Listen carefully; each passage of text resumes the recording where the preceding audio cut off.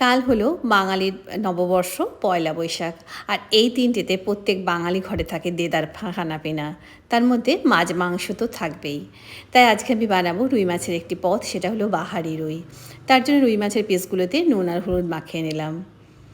প্যানের মধ্যে সর্ষের তেল গরম করে নেব।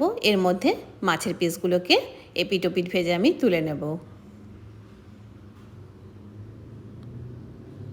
সমস্ত মাছগুলো ভাজা হয়ে গেলে ওখানে খানিকটা তেল দিয়ে পেঁয়াজ কুচি দিয়ে দিলাম। এখানে মাঝারি সাইজের দুটো পেঁয়াজ আছে।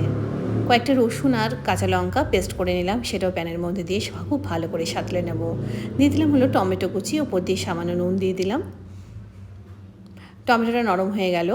এবার 3 চামচ মতো নারকেল কোড়া সামান্য জল দিয়ে একটা পেস্ট বানিয়ে নিলাম, সেটাও প্যানের মধ্যে দিয়ে খুব ভালো করে সাঁতলে নেব। দেবো হলো হলুদ গুঁড়ো, কাশ্মীরি লঙ্কা পেস্ট মানে বাটা আর কি, স্বাদ মতো চিনি। এবার সর্ষে আর পোস্ত আমি আগেই ভেজে রেখেছিলাম, সেটাও একটা পেস্ট বানিয়ে নেব। মশলা খুব ভালো করে সাঁতলানো হয়ে গেছে, সর্ষে পোস্তর পেস্টটা দিয়ে দিলাম। এটা দেওয়ার পর কিন্তু খুব বেশি সাঁতলাবো না।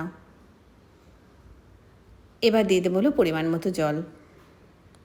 ঝোল ফুটে উঠলে স্বাদ মতো নুন দিয়ে দিলাম। এবার ভেজে রাখা মাছগুলোর মধ্যে দিয়ে দেবো।